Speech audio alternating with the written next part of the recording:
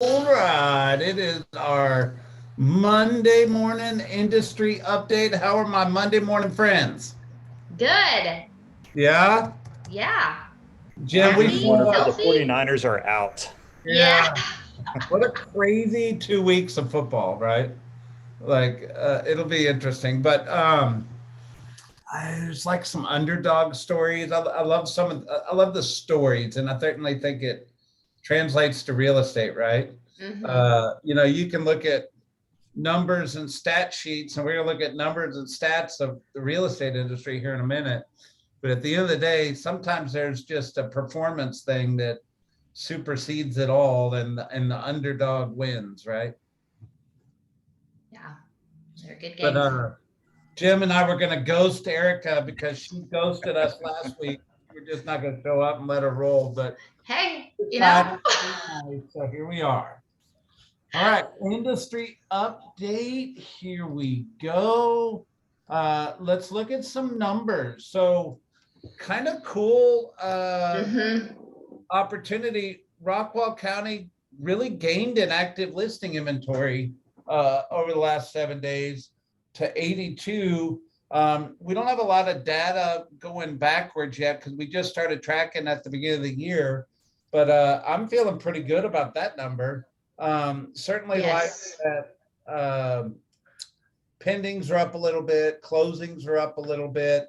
But if you look at the spread, this is what 17 up, hmm and pendings went up by 4 and closings went up by 15. So this is kind of the same proportion, but pendings, active option and pending um, means our inventory grew a little bit in Rockwall County. I hmm think that's a good thing, right? Um, Yes. if you pop over to Collin County, um, we went from 240 to 269, and pendings went from 244 to 265, and then 245 down to 218, which I find that number a little bit of an outlier if you kind of look at the last 3 weeks, hmm um, which I think just has everything to do with low inventory, less closings. But at the end of the day, Collin County is a totally different story than Rockwall County, right? hmm And it goes to show it, everything's hyper local. If you get into Dallas County, it's pretty balanced, right? They went from 515 on the market up to 597, which is good news. More houses available, inventory. We like that. Active option 328. Pendings went from 450 to 510. So that's a big increase. Sold went from 348 to 433. I think this was an outlier of just low closings last week because it looks like 433 compared to 439, 443. That hmm tends to be a normal week in Dallas County. So I find that quite interesting that inventory is climbing in Dallas County and Rockwall County, but a little bit in Collin, but not a lot. You get over to like Denton County, they went up a little bit. You get out to Kaufman, they went from 135 to 130 to 135 with 76 closings. Last week was a little low for them as well. Get out to Hunt County, 67 to 76 active on the market. It's a big deal out in Hunt, right? 41 pending and obviously 26 sold.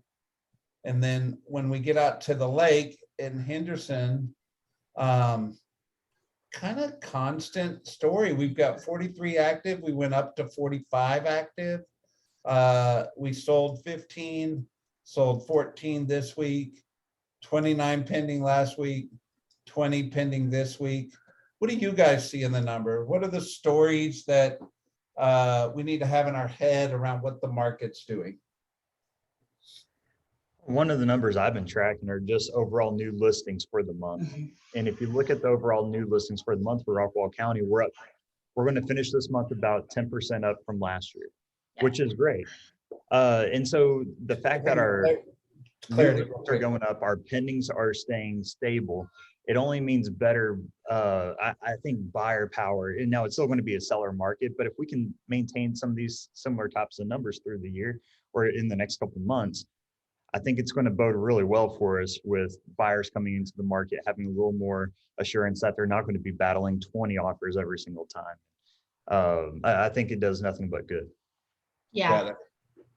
And I think this is what we were thinking might happen. We've been talking about week over week. And so, they say hope's not a strategy. However, just looking at the numbers, there was and what's going on in the market and rest of the world, we were thinking this could possibly happen. So I was happy to see these numbers. Yeah. Yeah. At the end of the day, driving listing inventory really comes back to activity. Right. And Yeah.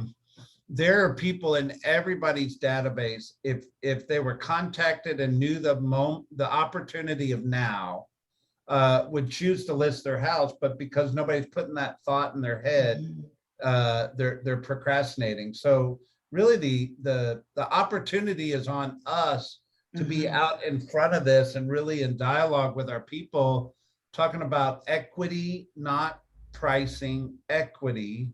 How much equity is in people's houses, what the opportunity of all that is. And literally it's just an activity conversation. So whether we as leaders of an office or leaders of a team, the most important, or leaders of our own self and our own business, the most important conversation right now is, what are the activities I'm doing to drive the listing inventory and the listing market share? Right. Absolutely. 100%. All right. Anything else on the numbers? No, I was a little worried last week after that, The draw. those active numbers that they kind of scared me, but Mhm. that number they posted up this week was great. Yeah, same feeling. I was like, ooh, this is going to be a slow start. And I'm like we're all just anticipating, waiting on the market to go. And I'm not going to go on record and say it's going. I'm just going to say I Right. like the numbers this week. Fair enough. All right. I wanted to pull this article up real quick, just as a quick reminder, because Zillow got sued.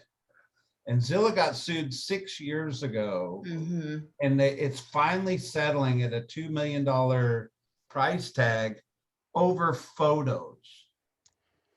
And we can laugh and the big guy got taken down. But at the end of the day, the reason I pulled this up is this is a real thing. And it's a reminder that, be careful what photos you use.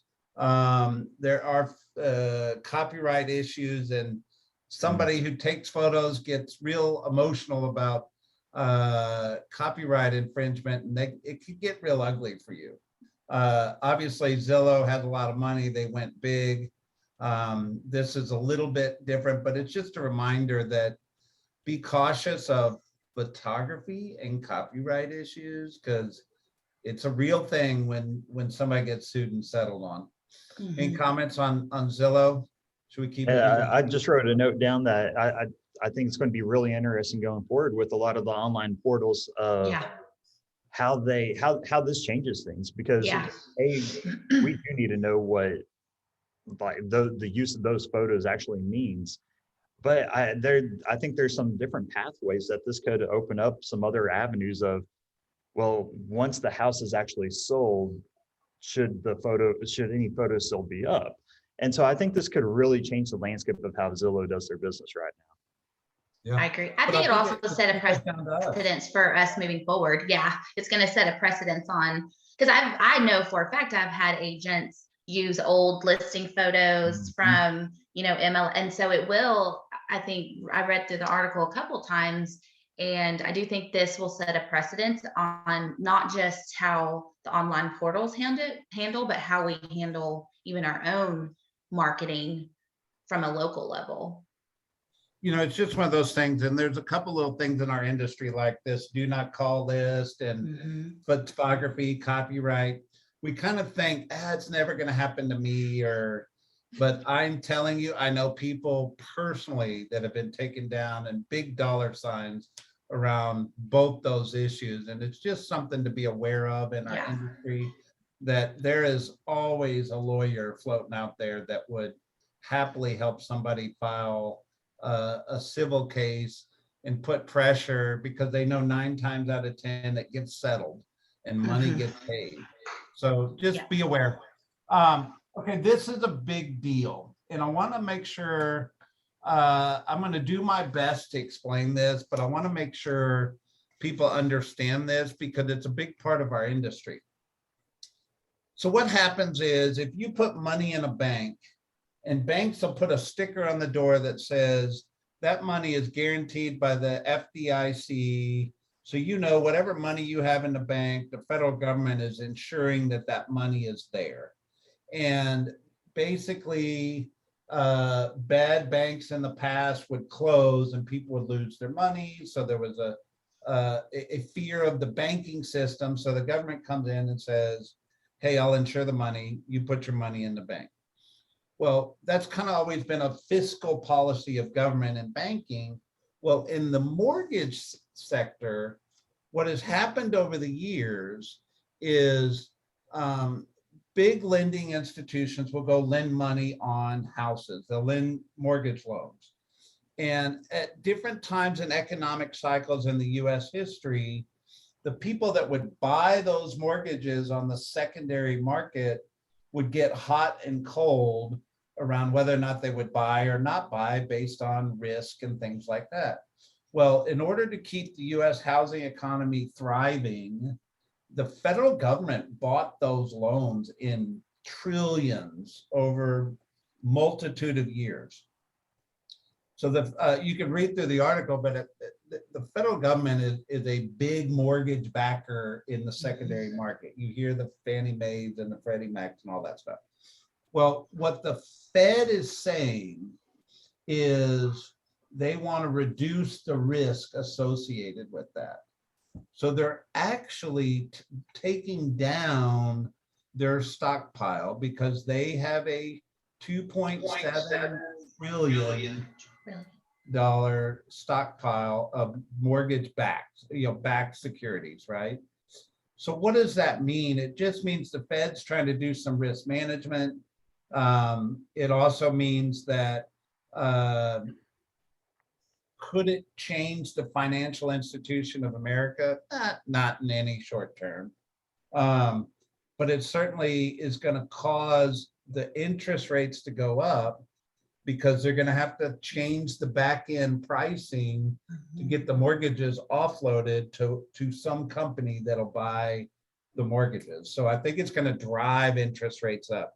What did y'all get from this market? Do you understand it any differently than how I explained it? That's how I understand it. Did they stockpile from when the interest rates were lowered so much when at the beginning of the pandemic, when I'm sure every agent got a call that there were 0% loans. There weren't. It was just what the backed securities were doing. Is that where the stockpile came from? No, or the has it been stockpile years? going over 20, 30 years. Yeah. Okay. Yeah. Jim, what's your take? I think this is a big deal, and this is a big conversation that is going to affect our industry, but not everybody understands it. Right. I think coupled with inflation, I think we're going to see some delayed closings this year. I think we'll, like you said, the cost for the loan will go up. And I think we're going to see some buyers have a harder time getting approved this year, just because it's going to be harder to come by. Yeah, yeah. And at the end of the day, a lender will lend you a mortgage knowing they can sell it 30 days later. We've all had it happen to us. Our mortgages get sold around the country. But I actually think this is a place where a lot of industrial capital, big money funds will end up playing because they can find a way to create opportunity on a balance sheet, right? But anyway, at the end of the day, it's something to pay attention to. The other thing that I wanted to point out in this article is it says as new and existing home prices edge closer. This one's on the Dallas Business Journal. One, DFW developer is getting creative with alternative options. Not so much the story for me, but the story that I wanted to talk about is this. With inventory loosening up, the prices of existing housing stock and new housing are creeping closer and closer together.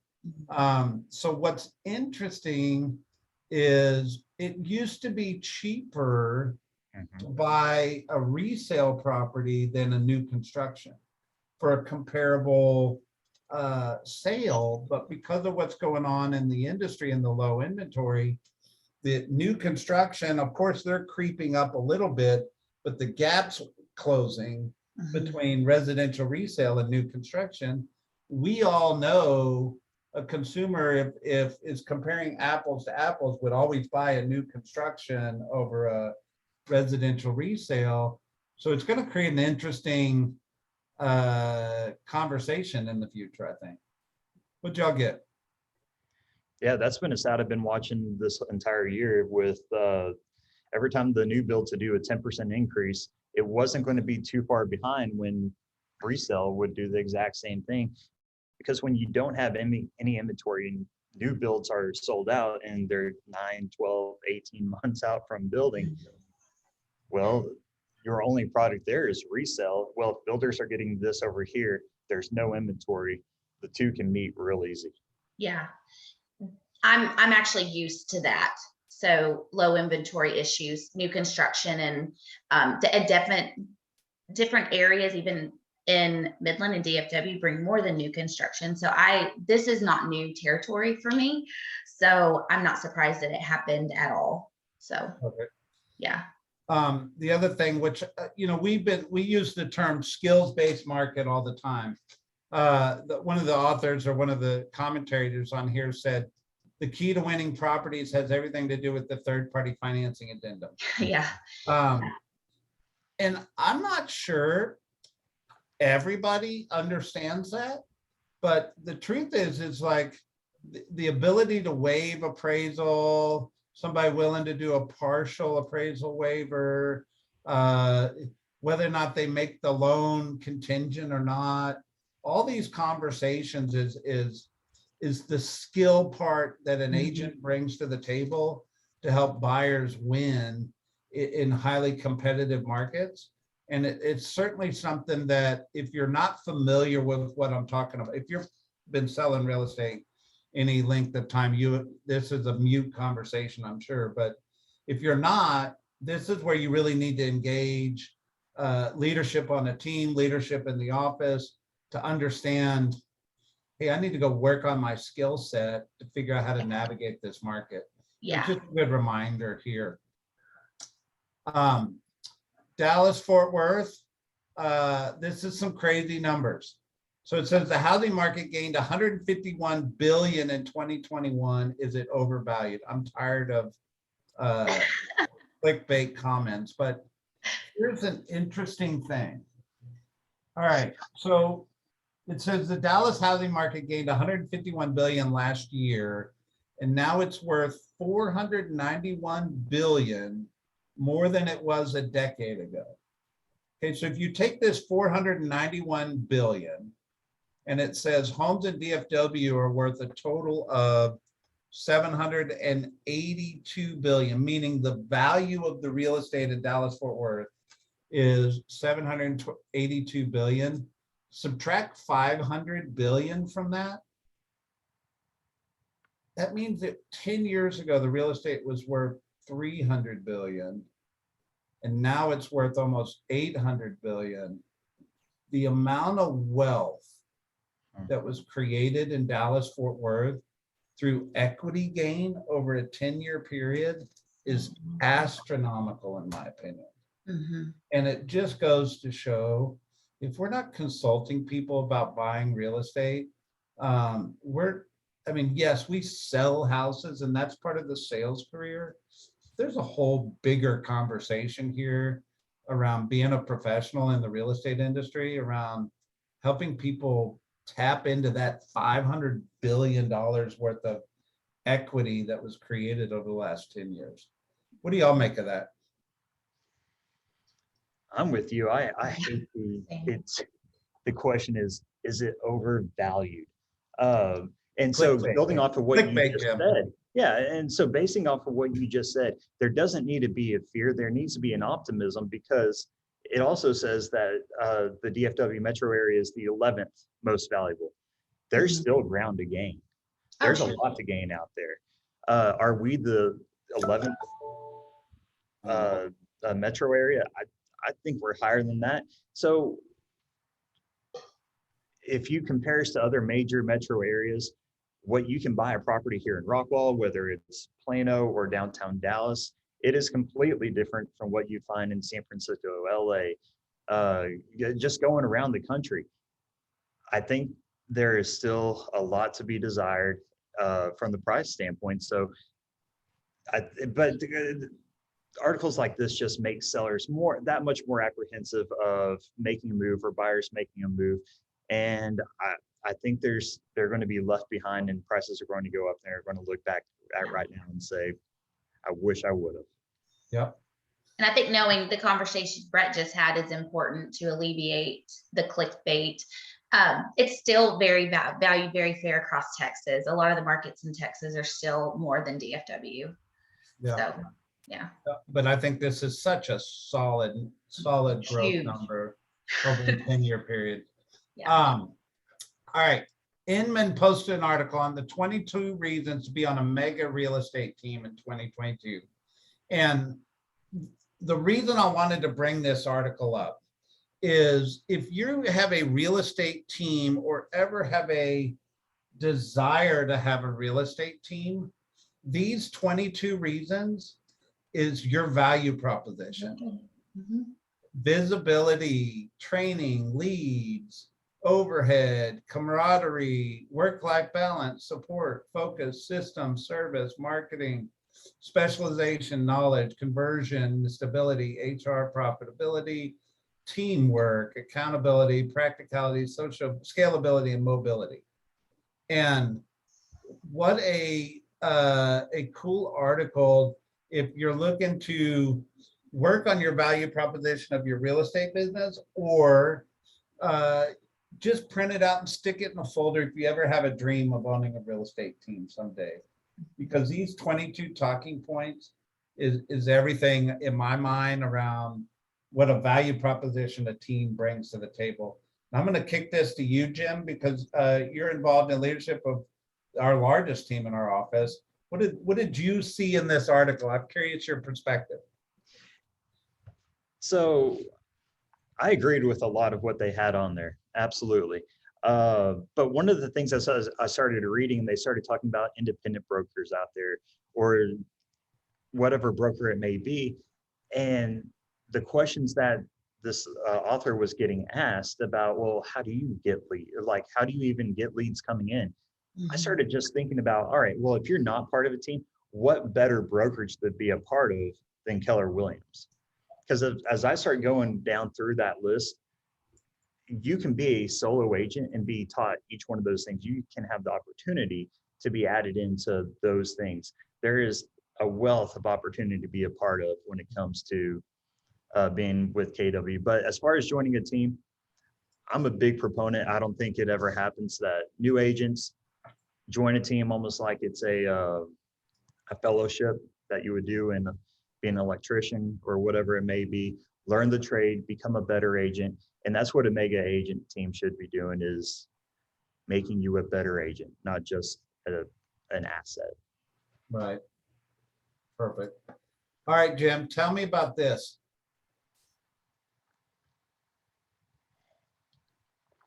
Yeah, this was an article from a study done by U-Haul. United Van Lines had another similar one.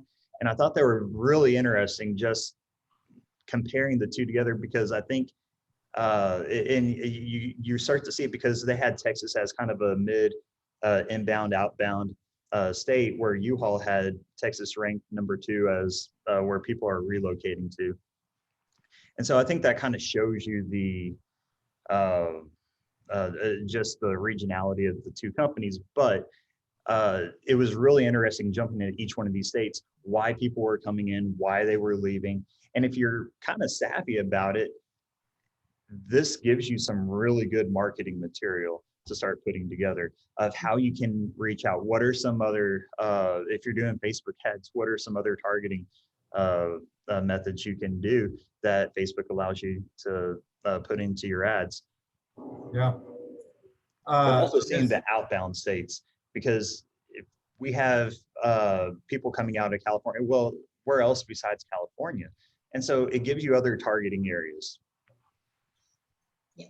I like it. So here's the thing is the van line industry or the moving industry has always been a metric for relocation around the country.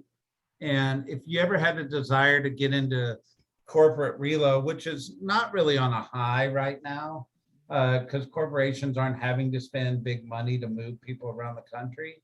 But it certainly was an early indicator of relocation. You know, another cool indicator is if you get into command, if you've ever clicked on, let me log in here. If you ever click on the referral tab and you click on this map, Migration. it's kind of nuts and crazy because it shows you the referral patterns, right? Right. So pull it up here.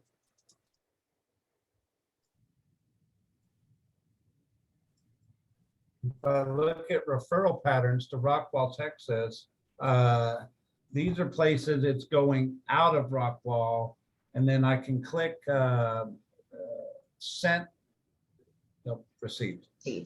These are where they're coming from. So you can see there's a whole lot of relocation coming from Arizona.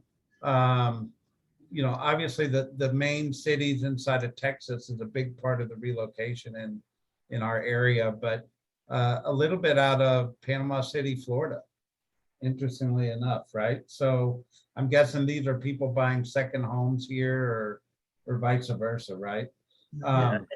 If I can just butt in right there, if you then kind of think, all right, well, where is all this California money coming in?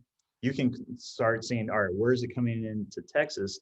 And so if you're looking at a Plano, which is just up the road from us, you start seeing some Arizona money coming in. And that's where some of the California, you're seeing them settle into the North Dallas. And so we're better to send your ads to. Right. Yeah. You can target market those areas for sure. For sure, for sure. All right. So this article was originally published in 2020 and MarketWatch continually updates it. So all this data has been updated as of like 2 days ago. And I find it quite interesting because it shows that confidence in the economy is 85% right now, or 85.5, which is a good number. Collecting unemployment, look how far down it is. It's so low right now. Shopping at retailers, look at that madness. Yeah. Right. And I don't know why my screen looks funny, but it looks funny. But fueling up the car, flying on airplanes, the 2.1 million daily averages, it's almost back up, right? So buying a house, here's the one that I like to track. So right now, after a brief plunge in sales, the housing market boomed during the pandemic as interest rates fell to record lows and people sought more space to escape the virus. The brief problem now, a lack of homes for sale, nothing we don't know, but you're seeing what you can't see is this graph is actually down a little bit right now. And that doesn't concern me. And that what they're doing is they're using the mortgage applications as the metric they're tracking. I expect it to be down right now because it's January. Yep. And I expect it to come back up pretty quickly, but it's certainly something we track to keep an eye on where the whole thing's going, right? What do you got? Same. I mean, when I saw the report, I mean, it's definitely what we're seeing in the economy. I was a little surprised by the retail, honestly, just because of inflation. However, And then I think the airline will change when you can actually travel abroad more. So that's going to change as well. Yeah. So the hot topic, there's two things that are just kind of floating out there economically that play such a big factor in our industry. Is one is inflation and the other interest rates, right? Mm-hmm. And they certainly work opposing to each other. However, I don't see it being a problem on the short run. I see it being a problem on the long run. I think people are willing to pay. I think the amount of price people are paying for property these days is more than making up for the cost of any kind of inflation around lumber, building materials, and all the above. However, I do think it's a long-term problem, not a short-term problem. If our market slows and inflation stays high, it could be the thing that throws us into some kind of recessionary place, because people back off from saying, hey, I'm not willing to pay for that. And I just don't see that in the short run. I think people are very willing to pay right now. Yeah. I sat and really read through the actual report that they did. And the more I started reading it, the more I really started questioning it. Not the overall, just what they're trying to get the point across, but they really took in Atlanta and San Francisco, where they said, all right, you've got a lot of outbound out of San Francisco, inflation's low, but Georgia or Atlanta, you've got a lot of inbound, home values are up, inflation's up, and there's going to come a point where those two meet and people aren't going to say, well, there's a true value there anymore. But when you start digging into the property values, just going back there again. So I started looking at, all right, Atlanta and San Francisco. I took just an 800, 900 square foot townhome that's in the middle of each town. In Atlanta, they had it selling for about 230, whereas in San Francisco, you were at almost 700. Yeah. There's still such a huge gap there. And then when you get into the housing market, it's even more. You're looking at 300 to 500 for a house in Atlanta. Depending where you're at, same thing in San Francisco, you're at 1, 2 and up. So there's still such a gap there that I don't think they quite took that into account for what they're trying to report. The number that they gave were values in Atlanta went up 23%, where they only went up 10% in San Francisco, but there's still a chasm. Yeah, it's not the full story. Yeah, inflation's a little bit of a clickbait in the economic media world. So all that being said, all indicators say we are on our way up. I'll hold till next week to agree with it. And then it's not a trend if it's only one time, guys. Right. All right. Here's your Monday update. Have a good one. Bye. Bye.